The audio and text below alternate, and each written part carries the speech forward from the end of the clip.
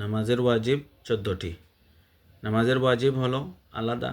নামাজের ওয়াজিব যদি একটা ছুটে যায় তাহলে সাহু সেজদা দিতে হবে। সাহু সেজদার নিয়ম সামনে দিয়ে আমরা পড়বো ইনশাল্লাহ।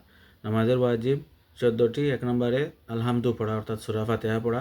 2 নম্বরে আলহামদুর সাথে যে কোনো এক সূরা মিলানো।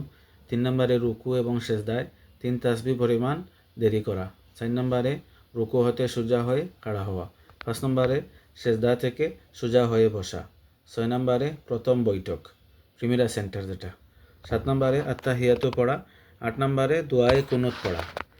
9 নম্বরে দোয়া কুনুত বিতির নামাজে পড়তে হয় আর কি। 9 নম্বরে আস্তের জায়গায় আস্তে পড়া, জোরের জায়গায় জোরে পড়া। 10 নম্বরে ঈদের নামাজের 6 তাকবীর বলা অতিরিক্ত। 11 নম্বরে তারতিব ঠিক রাখা, নামাজের নিয়ম যেগুলা সিরিয়াল। 12 নম্বরে নামাজের রুকুন ঠিক রাখা, নামাজ কোনটার পরে কোনটা, যেমন প্রথমে রুকু করা তারপরে সেজদা করা, এভাবে এটাকে বলে রুকুন।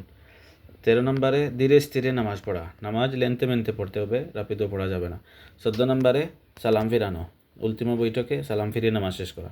এগুলো হলো নামাজের ওয়াজিব। নামাজের ওয়াজিব যদি ছুটে যায় তাহলে সাহু সেজদা দিতে হবে, তাহলে নামাজ হয়ে যাবে। আর যদি ফরজ ছুটে সাহু সেজদা দিলে নামাজ হবে না, নামাজ আবার দোয়ারতে হবে।